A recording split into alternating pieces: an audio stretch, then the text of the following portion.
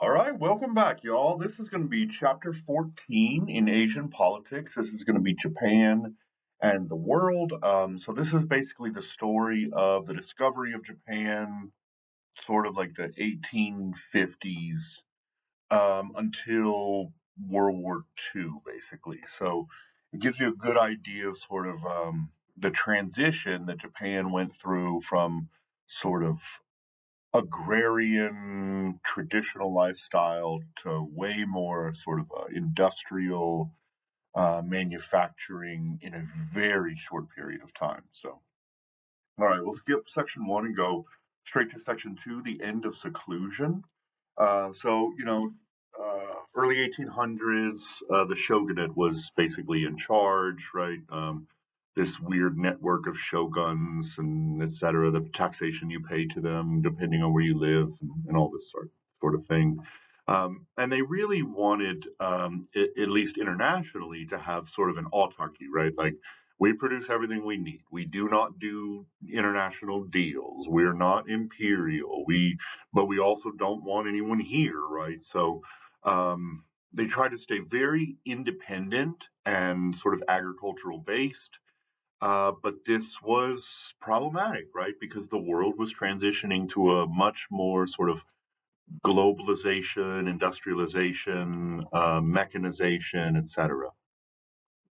So the shogunate system is basically crumbling, right? And a lot of the Japanese citizenry saw the need for modernization and industrialization in the middle 19th century. And there was a split in Japan about, do we want to stay autarkic and agrarian, or do we need to look toward, I guess, the future really, with industrialization and mechanization, etc.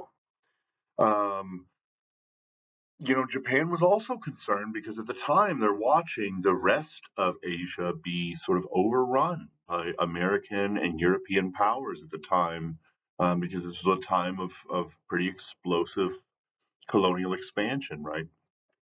Um, and so instead of, the trend was that if you messed with a Western country, you were just going to be conquered, right? And so they thought, maybe we should try this more diplomatically and come to a compromise instead of just being outright conquered. And at this time, we're talking mid 19th century, the 1850s, 1860s, right around the time the Civil War is going on in America, right? The West has a huge technological advantage when it comes to military, right? Not only the hardware, but also their navies, also their training, also their organizational skills.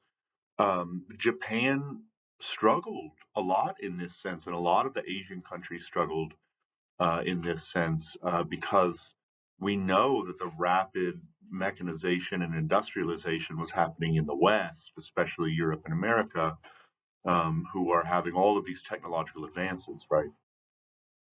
And I think also the West had experience in having to constantly battle, right? Especially Europe. There were always battles going on in Europe. And so it was much more of a mindset of technology and innovation in military, right? Okay, we're going to skip the Meiji Restoration. You can read that. We'll move on to section four, the advent of Imperial Japan. So Japan is moving quickly towards imperialism and expansion in the 1890s, right?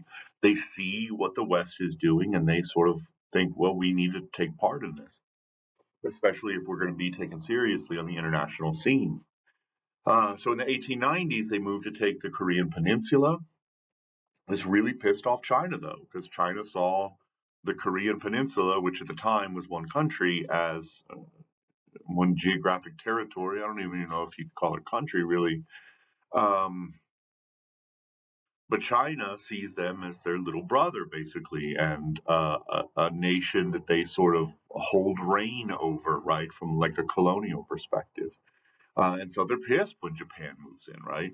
And so China basically tries to compete with Japan militarily to try and hold the Korean Peninsula, but they're completely humiliated by Japan, whose technology was moving rapidly through this period from the time of the end of the Civil War, basically until the 1890s, which is when we're talking about here with the Sino-Japanese War.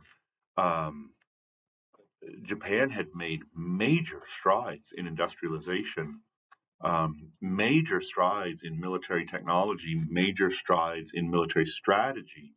And so they absolutely rolled China, right? And Japan basically holds the Korean Peninsula until 1945, so 60 or so years.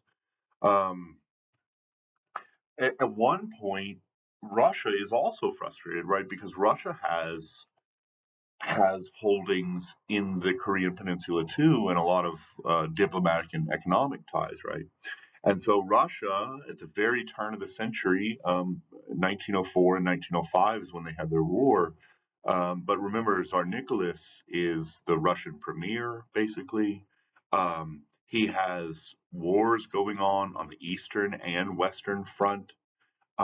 He basically, Russia was well known for having one of the greatest navies in the world at the time. Um, but when they went against Japan in 1904 and 1905, they got just absolutely blasted and humiliated. And this is one of the first times that the world kind of wakes up and goes, "Holy shit! Japan might not be a worldwide power, but they sure are flexing their muscles as a regional power, right?" Um, and so, this is devastating for the region. China is humiliated. Russia is humiliated. Tsar Nicholas, shortly thereafter, is basically like stripped of his kingship. Um, he and his family are murdered.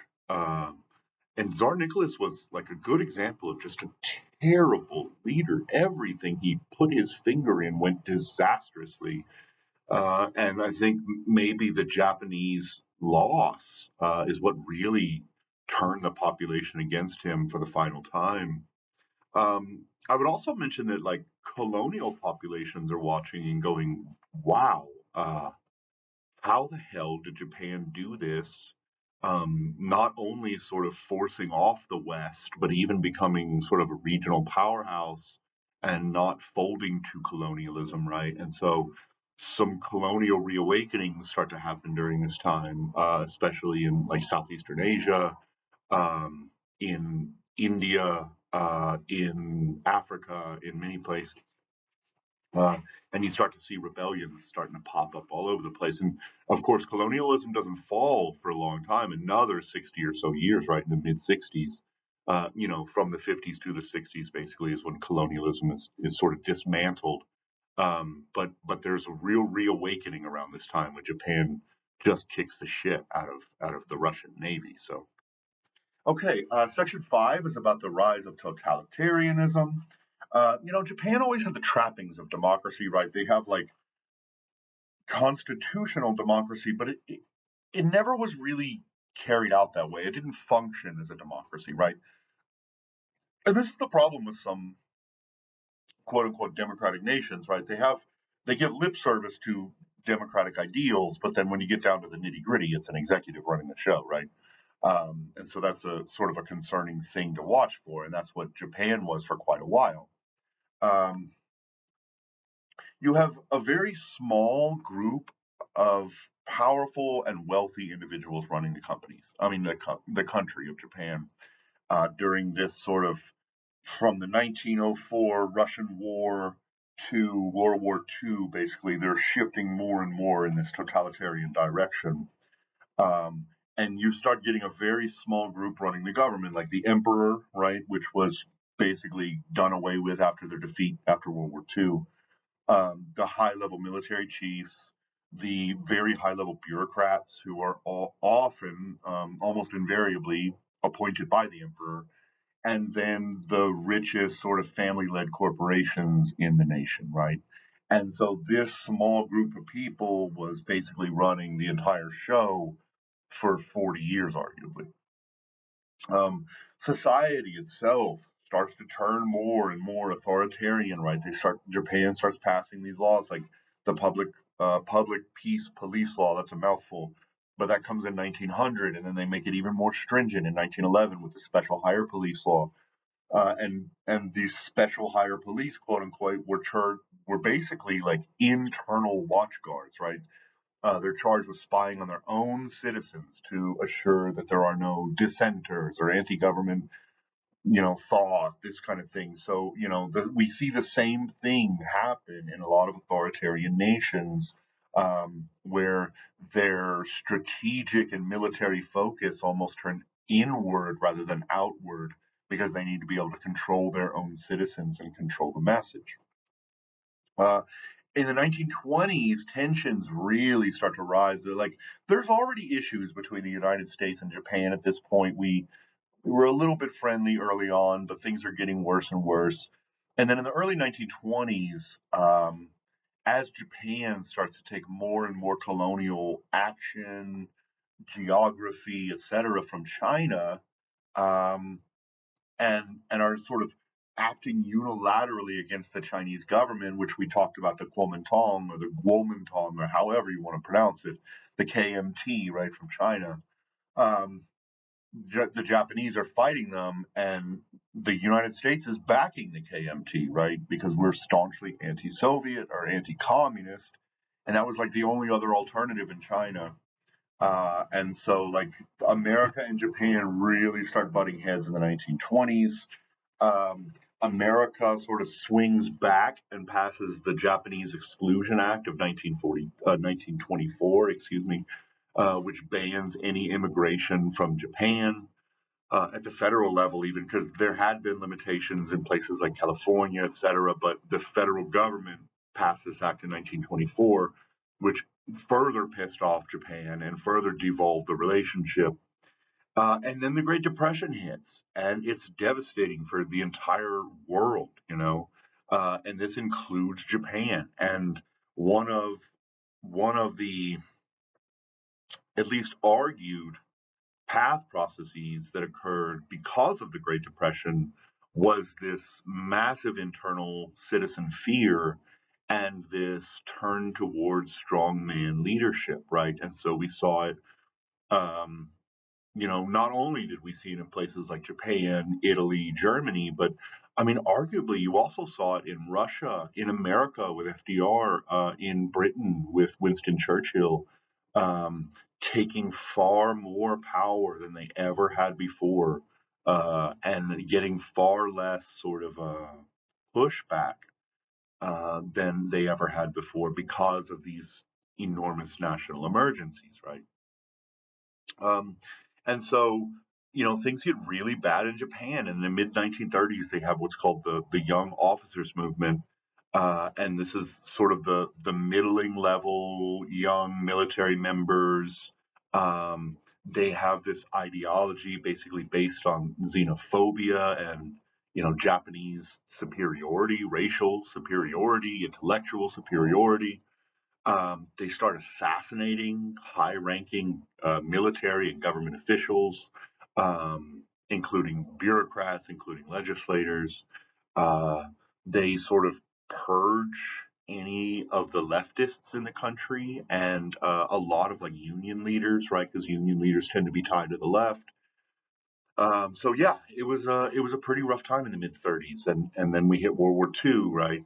Um, so yeah, we're gonna leave it there basically, and I think you guys mostly know the story of World War II, so we're gonna blow past that. Feel free to read it, but we're gonna sort of focus on Japan post-war next. All right. So thanks for being here. Have a great day.